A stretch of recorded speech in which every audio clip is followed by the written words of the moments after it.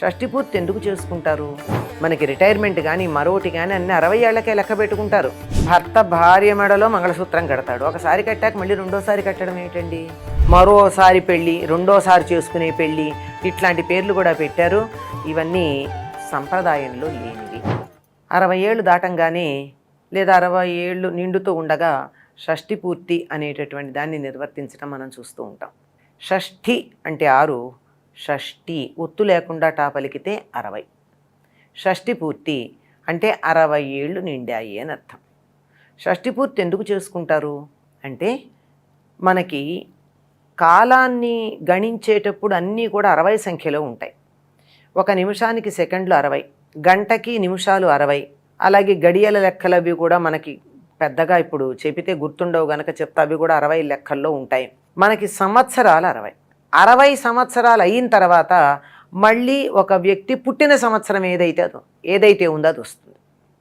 అంటే ప్రభవ అనే సంవత్సరం మొదటిది కదా, ఆ ప్రభవ అనే సంవత్సరంలో ఎవరైనా పుట్టారనుకోండి, మళ్ళీ అక్షయ అయ్యేటప్పటికి 60 నుండి ప్రభవలో ప్రవేశించేటప్పటికల్లా మళ్ళీ రెండో ఆవృతం, సెకండ్ రౌండ్ మొదలవుతుంది. అందుకే చూడండి, మనకి రిటైర్మెంట్ కానీ మరొకటి కానీ అన్ని 60 ఏళ్లకే లెక్క పెట్టుకుంటారు, పాశ్చాత్యులైనా మనమైనా.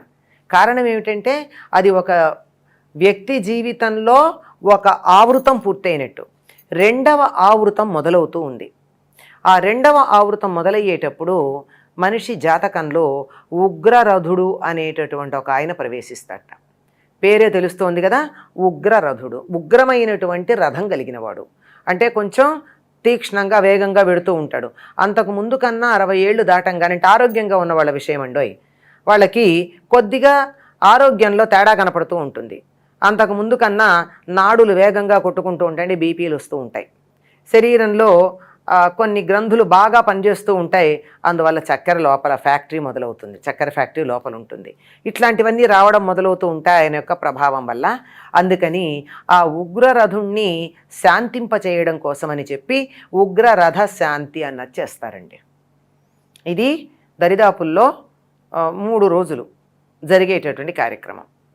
ముందు రోజు సాయంకాలం కలశ స్థాపన మొదలైనవి చేసి, రెండవ రోజు ఆ రాత్రంతా కూడా మేలుకుని పురాణ కాలక్షేపాలు లాంటివన్నీ చేసి, రెండవ నాడు ఉగ్రరథ శాంతి, ఆయుష్య హోమం ఇత్యాదులు చాలా ఉంటాయి, ఇవన్నీ చేసి మూడవ నాడు అవబృధ స్నానం, అంటే ఏదన్నా యజ్ఞం లాంటి పని చేసినప్పుడు చెట్టు చివరికి చేసేటటువంటి అవబృధ స్నానం అంటారు. దాన్నే మన వాళ్ళు ఏదో జల్లెట్లో పెట్టి నీళ్లు పోస్తారు, అంటే సహస్ర ధారలతో స్నానం చేసినట్టు, అన్ని నదుల్లో ఉన్న నీళ్లు అన్ని ధారలతో స్నానం చేసినట్టుగా చేయడం. దీంతో ఈ అవబృధ స్నానంతో సహస్ర ఛిద్ర, అంటే 1000 రంధ్రాలు ఉన్నటువంటి పళ్ళంలో నుంచి నీళ్లు పోసి స్నానం చేయించడం అన్నది ఉందే, ఇది చేయడం ఉంటుంది. ఇదంతా దీంతో ఆ కార్యక్రమం పూర్తవుతుంది. ఇదంతా వైదికమైనటువంటి లేదా వైదికంగా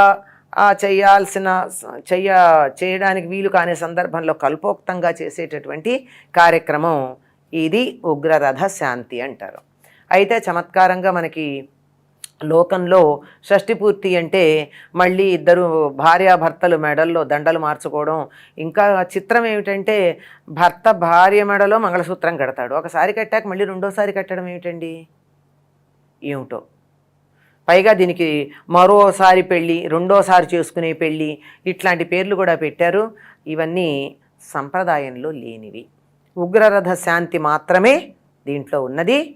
ఎందుకు అంటే ఒక ఆవృతం పూర్తయింది, మళ్ళీ ఏ సంవత్సరం జన్మించారో ఆ సంవత్సరం ఆవృతంలో తిరిగి వచ్చింది. ఈ ప్రభవాది సంవత్సరాలలో మళ్ళీ కొత్తది మొదలు గనక ఈ కొత్తగా మొదలైనటువంటిది కూడా సవ్యంగా సాగాలని. ఎందుకంటే ఆయుర్దాయం 120 ఏళ్ళు ద్వాపరయుగం చివర కలియుగ ప్రారంభంలోనూ కూడా ఉండేది. ఇప్పటికి కూడా అలాగే ఉండవచ్చు అని ఉంది పద్ధతి. కానీ ఉంటోందా అన్నది మనకే తెలుసు, ఎవరు చెప్పక్కర్లేదు. అలా చేసుకున్నట్టయితే రెండవ ఆవృతం కూడా పూర్తయి 120 ఏళ్ళు పూర్ణాయుర్దాయంగా ఉంటారు అని చెప్పి షష్ఠి పూర్తి అనే కార్యక్రమాన్ని చేసుకోవడం మనం గమనిస్తూ ఉంటాం. దీనిలో ఉన్నటువంటి ఉద్దేశం ఇది దండలు మార్చుకోవడానికిను మంగళసూత్రాలు కట్టడానికి పరిమితమైనటువంటిది కాదు. స్వస్తి.